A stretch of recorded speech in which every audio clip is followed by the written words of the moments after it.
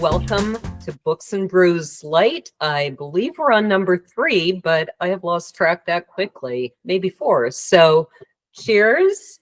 Cheers. And can you say your name? Of course, I don't yes. It's Saloni Surah, but just Saloni. Okay, so I would have had it more or less right. I just would have said it in a very different accent. So it would have sounded different, but it would have been correct in my accent. So you are a children's author, correct? At the moment, I do have medical memoirs and some adult stuff, but yeah. Oh, do you really? Okay. Not out yet. So yeah, it's been a long story. Anyway. Well, so last meeting I had was a business meeting about marketing, and I thought it was inappropriate to bring alcohol to that.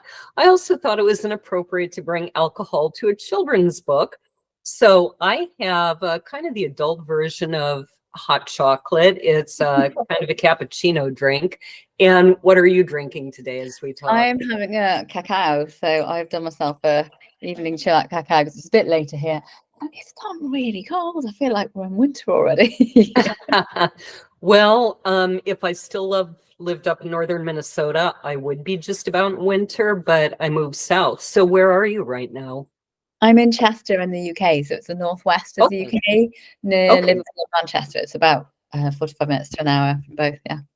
Okay, so is it starting to get a little chilly there already? Yeah, this last few days has turned. I mean, to be honest with you, we don't always have the best of weather up here, but yeah, it's proper cold today. I'm feeling proper wintry.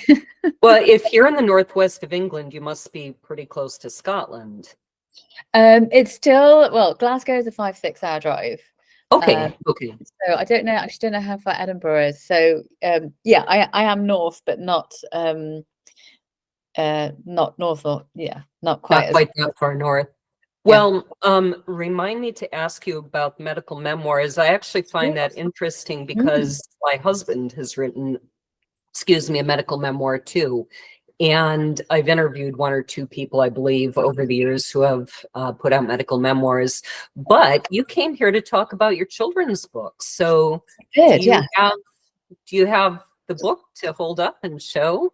Go ahead, tell the readers about it, or the listeners. It's actually my 4th written book, but my first published, and it's called Flora Investigates, the case of, I don't know why I'm looking, the case of the missing gold eggs. I know the name. This is a sassy, funny chapter book, early readers, girl detective book. So, you know, I loved Nancy Drew when I was growing up. There wasn't that many girl detectives out there. And I have a big medical background, and I wanted to combat gender stereotypes, and I wanted something that would inspire kids to think big and reach for their dreams, because I'd looked after so many adults who were illiterate and who had had very tough lives, so a lot of addiction and generations of addiction. But it's also a really fun book about a girl who has a big dream, so she wants to be a detective, and she sets up her own agency because not a lot of people want to employ children detectives, and she finds the first paid case, which is a gold egg laying chicken has gone missing. So I have quite a funky imagination, and there is a flying boat. I see that. And there is a scary hunter and a flying, dancing, cheese-loving pirate and a lot of cats. It's set in Italy, in Florence. It's loosely based on my husband's friends and family. Oh, speaking of eggs, and we've got a couple dozen more behind me. Wow! In the tavern, right? So our chickens do not lay golden eggs, but if I sell them, they become gold.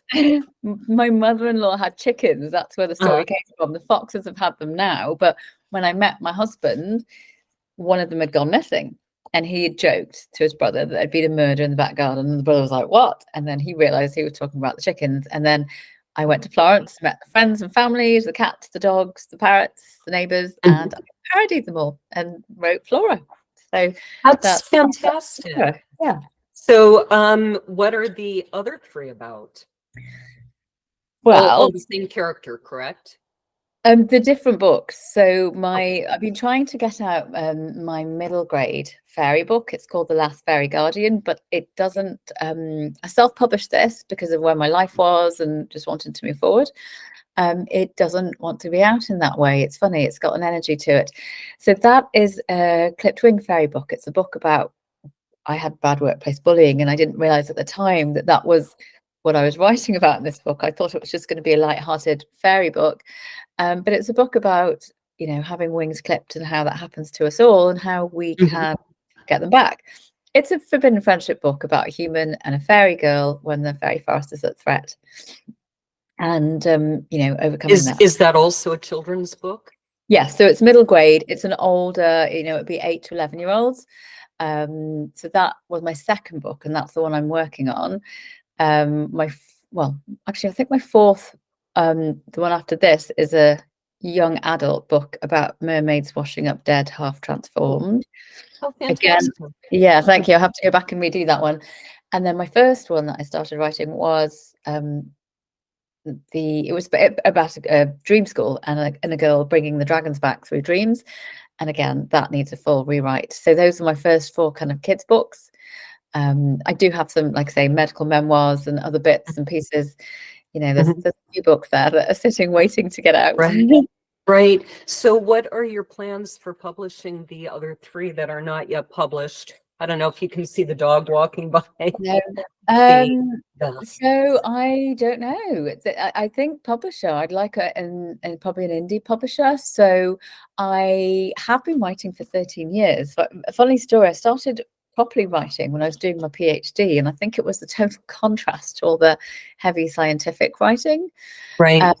And I'd always expected to get an agent and go through the traditional route. And I did feedback courses, mentoring, writing groups. So I invested a lot and learned a lot. And just where my life was, I self-published this because I'd had some bad workplace bullying.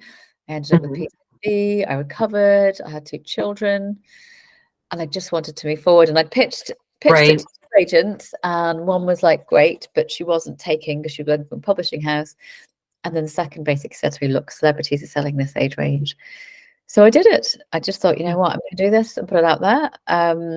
It was a steep learning curve. It was fun. Did you do all the design and all the formatting and all of that? No, I paid somebody to do that because, I know my limitations. So I can't edit. I need help with plot, and I'm not an illustrator. I do paint, but I'm not an illustrator. And that, yeah, I know my fortes. I know what my strength is. Right. So it was edited. I mean, it was edited before then, and I had lots of feedback, and it was edited. It went through a couple of edits again and illustrations.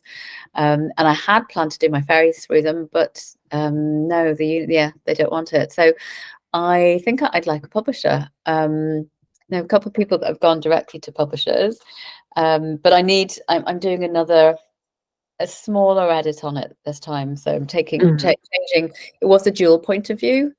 So from the fairy point of view and the human. So I'm change the fairy to third person. Okay. So why do you have a reason that you don't want to self-publish this one? I don't think the book wants it. It sounds really strange, but there's like a couple of obstacles that have come up without going into too much detail. And my feel is that it doesn't really want it. And I'm going to be asking you, so I know with some of the traditional publishing, they still have to do a lot of the marketing and stuff. I know where my strengths lie and don't. And, it's been an interesting year for me. So I'd been stalked and bullied and stalked online. So I totally shut down all of that. So for me to be visible on social media, doing podcasts, talking to people like you, would have been impossible about 3 years ago. But I've done all that and pushed my boundaries, and it's been good.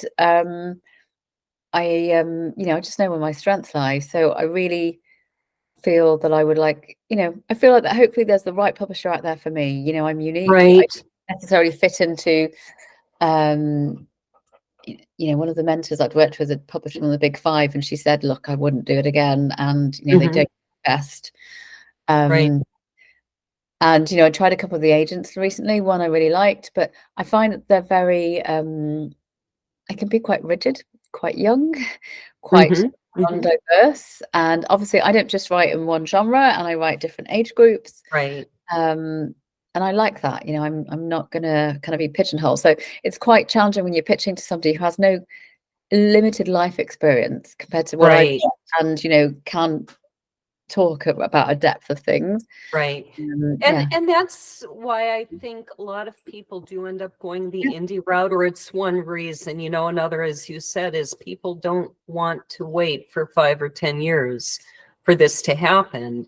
And sometimes maybe they should have spent another half year editing. I've seen a few like that, but it is a very hard route to get a traditional publisher, and they don't necessarily do a lot of your marketing these days anyway. So that's why I personally went the indie route, was I didn't want to spend years in this submitting and waiting and submitting, and then have them do no marketing, have me do all the work, and they were going to take most of the royalties. So to me, indie publishing was a very good option. And it's become much more accepted these days too. So what is your PhD in? I have a PhD in HIV and drug use, so it's totally different. In what? HIV and drug use. Okay. So yes, totally different. So it was very scientific, very chaotic at times. And I think I just really craved creative outlets when I was doing it. My husband has a PhD, and he is, in fact, my daughter does too. And my husband has talked often about how intense that work gets to be, and how many people end up with, what do they call it? ABD, everything but the doctorate, all but the dissertation. Have you heard that phrase? I haven't. It's a good one. I liken it to a personal battle, actually. It's kind of like you battle yourself. I get it. I was close to walking away from it quite a few times. Right. And in the end, I completed it for me to know that I could do it. Right. And I've gone through med school, I've gone through nights, I've gone through exams. So it's not that I'm not used to challenges. Mine had its other challenges in the way of supervisors, and I was dealing with a really chaotic cohort. So looking after people who had HIV addiction, many of whom had mental health issues, many of whom were homeless. And that poses its own questions, especially when you're trying to do quality of life questionnaires on them every 6 months and they don't read or write. You get very quick at doing it over the phone, Right. Engaging what people are meaning. But it was a blessing too. It's very I think it's very humbling to work from people from all over and experience different backgrounds, and just see how challenging it is for some people to break out of what they've grown up with. Right. Some people really struggle with that. That's a fascinating question to me, as I look at families and how one family raises the same kids, same parents, same life story for the most part, and yet one kid goes that direction and one is the complete opposite. And it seems to me that some people really are born not so well able to deal with crisis and difficulty. And I'm always curious why that is. Yeah, it's a good question. I mean, I do wonder whether there's an element of coming in with stuff, and I suppose people are raised the same way, but people have different temperaments and personalities and experiences. So, treating two children the same way when they're entirely different, it's going to produce different outcomes, isn't it? Exactly. I'm just surprised at how much the same children can vary in one family with the same parents. But I believe you have a reading ready to go. I do. Right. Let's get this. Where's my page? I hear a bang which makes me jump. What was that? It sounded like a gunshot. Before I know it, a flutter of giant gold butterflies, as big as my hand, zoom past my face and fly off into the sky. I've never seen this type or so many in one place before. Then I hear a popping sound and look up at an empty blue sky. There's no thunder or sizzling lightning, but clouds dart across the sky. They're all wiggly and squirrely, like the top of a walnut whip. That's when I see it. A large brown object zips across the sky, brushing across clouds and leaving behind a trail of fluffy white lines. It's a boat. It's a tawny-coloured wooden pirate boat. My breath stops. There is a ship in the sky. It has circular windows, a black cannon, and a yellow sail that flaps in the wind. But ships don't fly, they sail on water. I look at my watch. It's 10:10 a.m. I pull out my notepad and make a note. Is that okay if I leave it there? I think that's a good hook. Boat in the sky.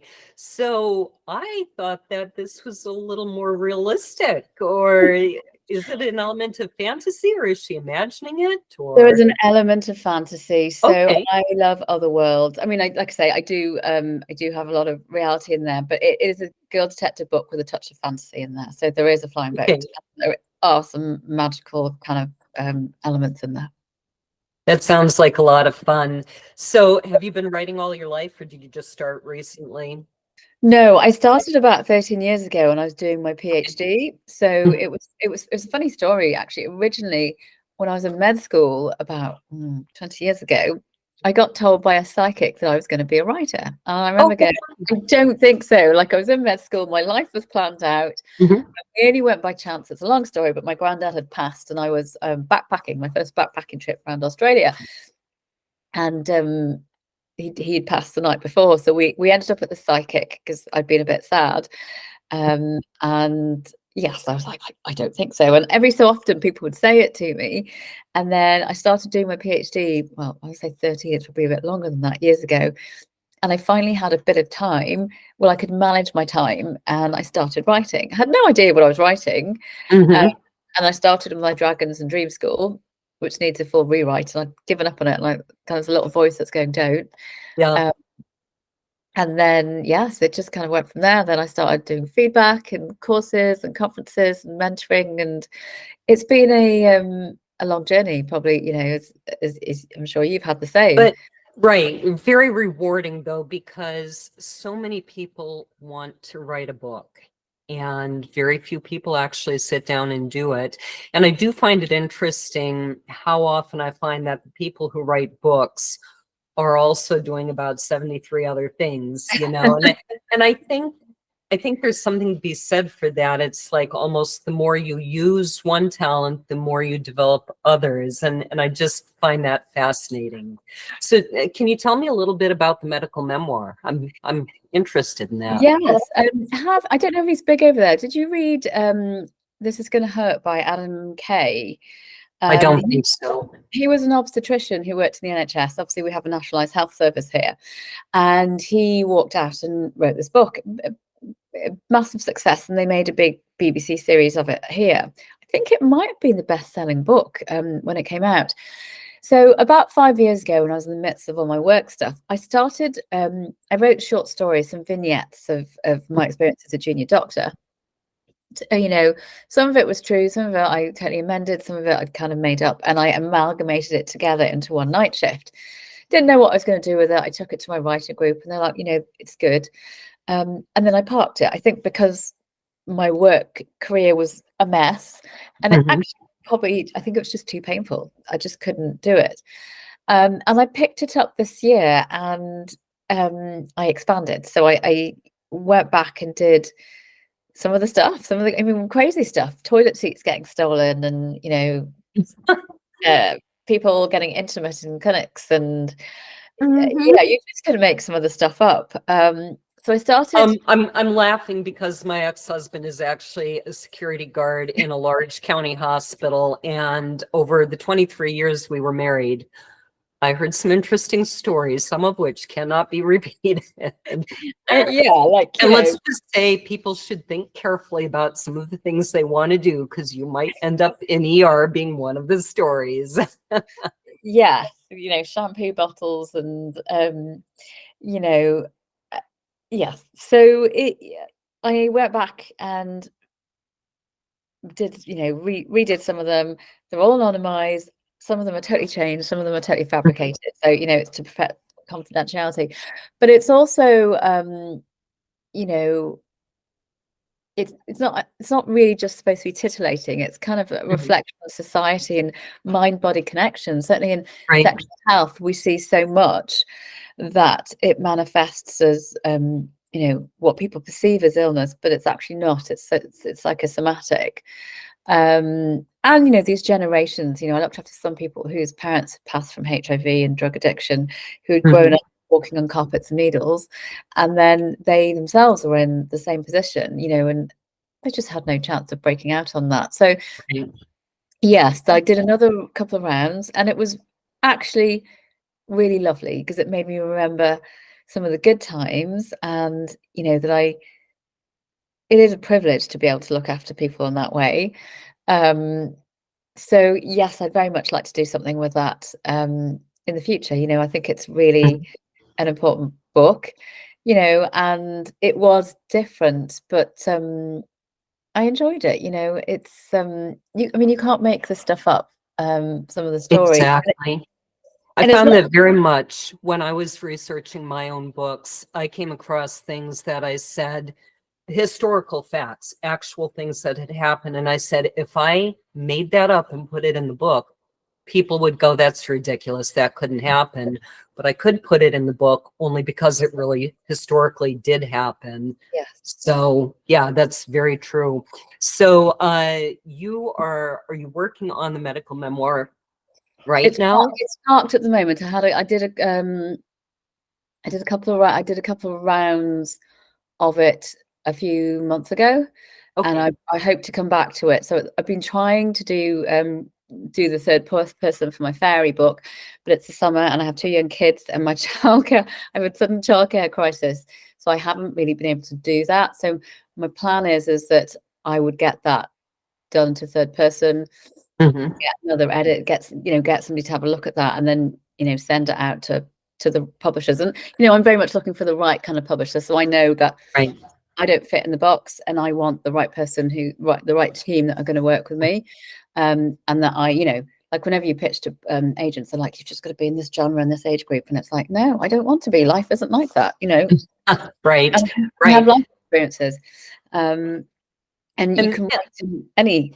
If you're a good writer, you're a good writer. So that's my plan. I also have a personal development book on bullying, again, which I wrote. But now that is more complete, that I wrote at that time, because I'm also a coach and an EMDR therapist. And that was kind of using some of the tools and skills that I utilized to heal myself, but also things that people don't tell you about, So I am curious about the bullying. We always think of bullying as being something that happens to kids. Is your book kind of geared for anybody, or more specifically to adults? It's more specifically to adults. It would be great if it wouldn't be great if it's just kids. It's not good anyway. But I mean, I think what we're seeing is epidemic proportions of bullying in workplaces, because, it just gets enabled and continues, and then behavior sets into place. And there's, my experience, and I don't think I'm unique, is that there's a lot of workplaces where they will just kind of persecute the person who's been bullied and force them out. And in my case, you not to make waves by complaining about it. Yeah, in my case, it was severe because I ended up with PTSD and being stalked and moving country when I was about 6-7 months pregnant because I didn't feel safe. That's terrifying. And I have to say, I can relate just a little bit. We had a very interesting experience here that ended very quickly, thank goodness. But it was a man with Parkinson's, and apparently he goes around on his ATV and takes turns stalking various women he finds. Right. Okay. And for us, it only lasted 3 days, but even in that time, I'd had like 24 texts from him, multiple phone calls. He would show up at the house. We live on a farm and it's kind of isolated. So I was way down the hill taking care of the rabbits, and all of a sudden he was just there on his ATV. And I'm, and I'm thinking he's not even 70, but he looks like he's about 85. And I was having to decide, do I call my husband? Do I ignore him? What do I do? And like I said, for me, it only lasted 3 days, but it got so intense so fast that one day my husband came home, started to open the garage door, and I panicked. I thought it was this guy just walking into my house. So I can't even imagine if this went on for months. That would be terrifying. I can see how you could end up with PTSD. Yes, I mean it was the work bully. So it was the work bullying. It was namely an attempted mediation that wasn't proper mediation that was the main source, but that really exacerbated it. And also because I couldn't get anyone to take it seriously, so my employers and the police just did nothing. I had what happened was that somebody was sending anonymous letters out about me to various people like my GP and union reps, and they knew a lot of details. They knew people's names, like my GP union rep, and they knew a lot of information about me. So it was very clear that somebody had been stalking me. And I couldn't get anybody to take it seriously, which was even more damaging. Or there were suggestions that maybe I had sent them, which is just ludicrous. Yes, so it was damaging, and it was the reason that I moved country when I was pregnant, which isn't a great thing to do when you're that far advanced. Right. And I actually ended up with birth trauma, but it's not nice. I did start writing, I've got to go back to that too, a dual point of view thriller book on being stalked from both. How long until that comes out? That's going to be a while. So I again, that was one of those that I started doing it in my writing group, and they were all like, "You've got to do that," and I couldn't because it was too painful. I was too unwell at that point. My PTSD hadn't been diagnosed, and then I started it this summer because I had an agent interested in it, and I really like that agent, but I need to get my fairies finished. So that's the next on the list. But it's always jostling, isn't it? Right. Exactly. As I said, people who are good at one thing very often are good at so many others, and that means probably like me, you're juggling 100 projects at once. Of course, yeah. So, what would be your first, top, right off the top of your head, advice for anyone facing bullying? I remember going to this talk by one of the governors of one of the prisons in Dublin, and I'm going to use his words. If it makes you feel uncomfortable, it's probably bullying. And at the beginning, it's often insidious and really subjective. And that my other advice would be is if you're in a workplace like mine, where nobody's listening or where they're gaslighting you, where you're going with suggestions and you're trying to get people to help you over multiple time points, leave. Because they're not going to listen to you. And certainly in my case, unfortunately, I was too far gone before I really got to that point. I was working part-time and I was writing and coaching. So I think it meant that I had probably too much resilience to be able to cope with it because I had that downtime in between. But if it's clear that colleagues are not only not supporting you, but doing the opposite, leave. Because you know what, nothing is worth it. And if you can get out early with your health, or you can get out and get the psychological support that you need, then do that. And lastly, PTSD in my mind, and I'm a senior medic, was somebody who had gone to the army and gone to war, and that's not the case. There are so many people walking around with PTSD who don't know it, from birth trauma, from bullying, from all sorts, losing a parent, from all sorts of things. And I had this treatment called EMDR, which I trained in. I have heard of that. It's actually, this is very interesting. I believe where I heard of it was for embouchure dystonia, of all things, which is something that happens to musicians, wind players, where all of a sudden the mouth muscles just quit working. And that's how I know about EMDR. But for my listeners, tell them a little bit about it. It's a fascinating subject. It's incredible. So it's called eye movement desensitization and reprocessing therapy. And that is really what gave me my life back from the PTSD. So I was a coach. I did tapping, I had done past life stuff, I'd done energy healing, I'd done yoga, I'd done Reiki, I did kinesiology, I was going for counseling, but nothing got me out of the fight or flight. So it meant that, you know, most of the time I didn't have my brain at my brilliance because I was just scared, fight or flight, just wanting to run, full of fear. And eventually when it was diagnosed, far too late, and it, you know, it was really a bad state when it was diagnosed, they gave me two options, CBT, cognitive behavioral therapy, or the EMDR, and I went, I'll have the EMDR, because I knew that tapping was effective and it was loose kind of similar. So what it is it's evidence-based for PTSD, certain mental health issues, and trauma, and somatic symptomology. And it's really quite effective, and it's using bilateral brain stimulation to reprocess trauma and events and to desensitize you about it. So 3 years ago, if I had taught, or 4 years ago, talked to you about my workplace bullying and the anonymous letters and the stalking, I would be crying right now. I'd be totally traumatized. I can sit here and go, look, it happened. I've moved on. I've forgiven people. It's not right. It's not fair, but I moved on. So that allowed me to do that, to get my life back and start making plans about the future, and, you know, to publish and to be visible on social media. You know, it's really phenomenal. It's not, and it's also not a set treatment that takes a year. Certainly, quite often, like five treatments will do it. That's amazing. And I've often heard this saying, the best revenge is living your life well. And because as you're talking, I'm thinking about some people in my past, and they were family members, but I finally just had to walk away because exactly as you say, they do not want to change. And to me, that was what I chose to do. Just move on with your life, do something good with your life. Whatever they think of you, it doesn't matter. Yes, I mean, I'm sure, like you, it's been a long road for me to get to that point. I do include things in my books. There are anonymous letters in my fairy book.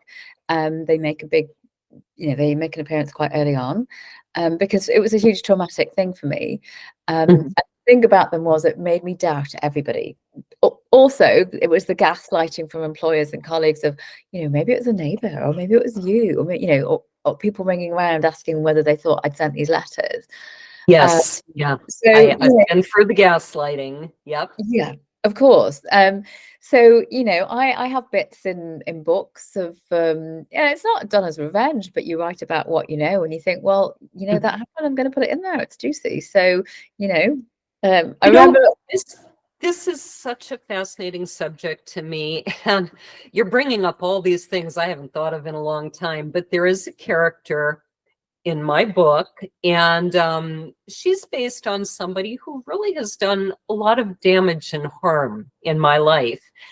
And yet, I think sometimes when we write these characters, we almost develop more understanding of these people. And I actually ended up liking this character. She had all the horrible qualities that this particular individual has. And yet I just ended up feeling sorry for her. She was such a tragic character. And I think I had sort of reached that point anyway with this person in question, but I think it also helped me to go even further and saying, yeah, she did harm, she did wrong, but she's also a tragic figure. And there are things in her past that made her what she is. And maybe you can just feel sorry for them. And, sometimes easier said than done, especially to the person who's in the middle of it. But it's something to shoot for.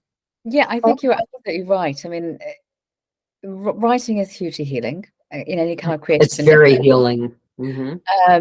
Especially when I started doing my fairies, I didn't realize that I looked at it like 2 years later and was like, oh gosh, that's what I'm writing. That's my wings going. And that's that person or that's that really neat. But also in that book, there's a lot of forgiveness. And I think, if we go back to bullying, why do people bully? They usually do it because they don't feel good about themselves. And, you know, they may have been bullied themselves, or they may be jealous. Now, it doesn't excuse the behavior and make it okay. And that's why the enablers, I call them, are so important, because if you're in a workplace or a family where you go, no, we're not having this, or in my case, I was saying, look, we need to get support for, individuals concerned who are behaving this way. They need support. This can be turned around. You know, it can be changed. It can be managed. So I remember colleagues saying to me, well, you know, you can't make people's behavior change. And I said, you're right, but you can make them take responsibility for the way their behavior impacts on others. You can make it clear that that's not acceptable. And, you know, you don't take your grievances or unhappiness out on other people. Right. So that book does also, you know, okay, yes, it sounds like bullying, but there is a lot of forgiveness in there, and moving on, and, you know, wings, you know, can we get them back? Can we get our power back? Yeah, that's fantastic. Where can people find you online? Do you have a website? I do, yes. So I'm salonisurah.com is my website, and I'm Saloni Surah author on Facebook. I have a YouTube channel of Kids Read Aloud. And that is at Bedtime Stories by Saloni. And I'm at Saloni Book on Instagram as well. Fantastic. So I am at booksandbrews.net. I'm on YouTube at Books and Brews, the @ symbol, Books and Brews. I'm at Gabriel's Horn Press, who sponsors this, and lauravosica.com. And do you have any upcoming public events? I don't know. I don't. I do workshops for Flora in schools and kind of scouts and after school clubs. So it's really fun. We run it as the book. So the kids are detectives, and we have detective kits, and we have clues, and sounds like great fun. Yeah, we have I have fake poo that the kids always love, and it always surprises me. Kids love putting on gloves. You know, gloves. So we do detective kit, and we have the suspects, and then we find some gold eggs at the end, and the kids always love it. So I do that, but I actually have nothing planned at the moment. The summer has just gone awry with me. Well, if people want to go to your website, they'll find out when you do have something. I will be at this, I think it's called the Southwest Book Festival. I can never remember what it's called. Anyway, it's in Nashville, October 26th and 27th. So I will be there with my books. So I have nothing left in here, but thank you for being on the program, and cheers.